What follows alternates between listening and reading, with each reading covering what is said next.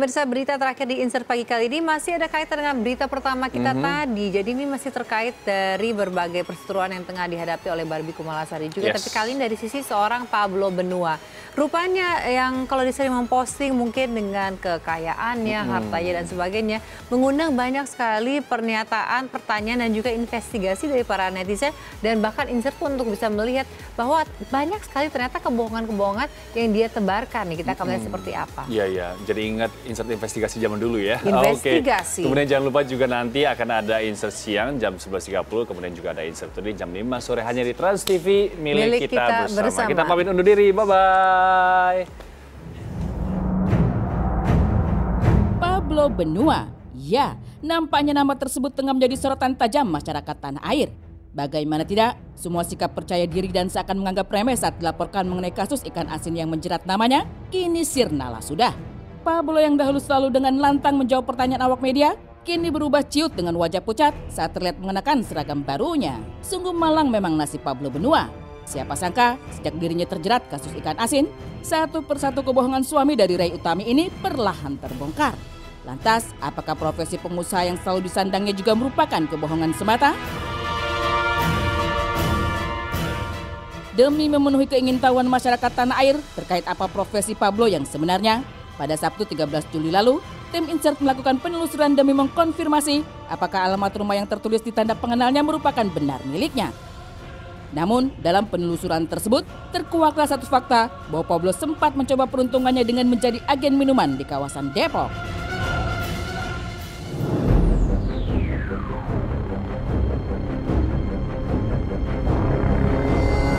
Sukar dipercaya memang, pria yang mengawali karirnya sebagai agen minuman, kini digadang-gadang sebagai pengusaha sukses kelas kakap yang memiliki cabang usaha di seluruh Nusantara.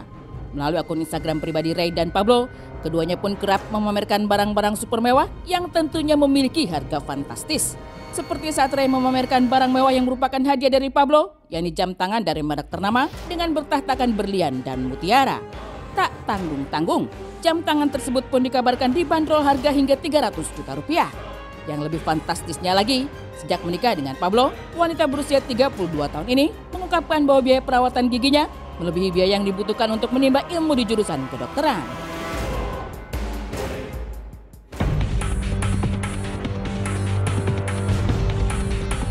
Sepandai-pandainya tupai melompat, sekali waktu jatuh juga. Ya, peribahasa tersebut nampaknya sangat cocok untuk menggambarkan nasib yang kini menjerat Pablo Benua. Siapa yang menyangka jika seluruh harta kekayaan yang kerap Ray dan Pablo pamerkan dalam sosial media masing-masing ternyata hasil dari investasi bodong. Ya, usaha investasi bodong yang selama ini dilakukan Pablo terbukti saat beberapa orang yang mengaku sebagai korban penipuan Pablo angkat bicara. Seperti halnya dengan salah satu presenter tanah air, Arie Untung, yang mengunggah sebuah berita yang mengatakan bahwa dirinya ditipu oleh suami seorang artis hingga mengalami kerugian sampai 600 juta.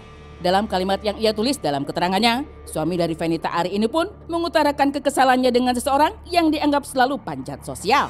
Tak hanya itu, dengan kata ikan asin yang turut ia tuliskan, wajar halnya jika masyarakat beranggapan bahwa seseorang yang dimaksud Arie Untung adalah Pablo Benua.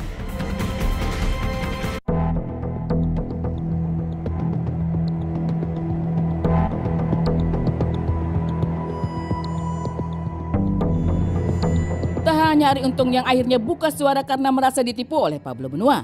Suasana pun semakin memanas saat seorang pria asal Semarang bernama Petrus Ula turut mengungkapkan pengalamannya hingga menjadi korban penipuan bisnis bodong milik Pablo. Di awal pertemuannya, Petrus ditawari menjalin kerjasama bisnis bersama Pablo dengan buayan keuntungan yang cukup fantastis.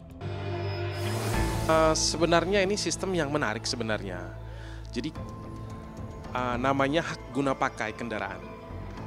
Mobil itu kita bisa pakai dalam 3 tahun, hanya membayar 54% dari OTR yang ditetapkan oleh perusahaan. Total kerugian saya sekitar 500-an juta. Desember akhir ada dirilis dari OJK. OJK merilis bahwa PT Inti Benua Indonesia ini adalah investasi bodong. Begitu dirilis. Nah, ketika itu di Kupang sudah mulai gempar. Nah, ternyata setelah kita ke OJK, benar adanya dijelaskan bahwa ini adalah investasi bodong. Kita coba berargumentasi dengan sistem yang ditawarkan oleh perusahaan, tetapi dijelaskan bahwa ya investasi ini adalah investasi bodong. Dengan kesaksian yang diberikan oleh Ari dan Petrus, lantas benarkah dapat membuktikan bahwa Pablo Benua merupakan pengusaha dari investasi bodong? Jika memang benar kenyataannya Pablo telah memakan korban yang cukup banyak, wajar halnya jika masyarakat menginginkan hukuman yang cukup setimpal dengan segala perbuatan Pablo.